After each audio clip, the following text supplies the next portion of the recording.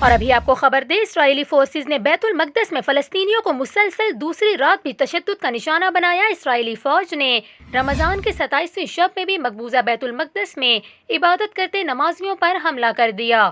اسرائیلی فوج نے نمازیوں پر ربر کی گولیوں سے فائرنگ کی، جبکہ مسجد اقصیٰ کے احاطے میں اسرائیلی فوج سے شدید جھڑپوں میں کم از کم 100 فلسطینی زخمی ہو گئے۔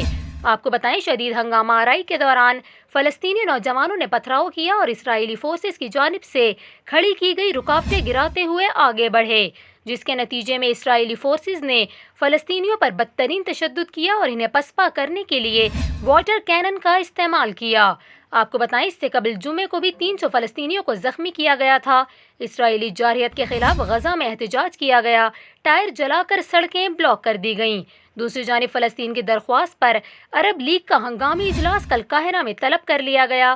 آپ کو بتائیں، امریکہ اور اقوام متحدہ کی جانب سے تشدد میں کمی کا مطالبہ سامنے آیا، جبکہ یورپی یونین اور اردن سمیت دیگر نے ممکنہ بے دخلی پر تشویش کا اظہار کیا۔ سعودی عرب اور متحدہ عرب امارات کی جانب سے بھی بیت المقدس میں اسرائیلی فورسز کے حملوں کی شدید مذمت کی گئی۔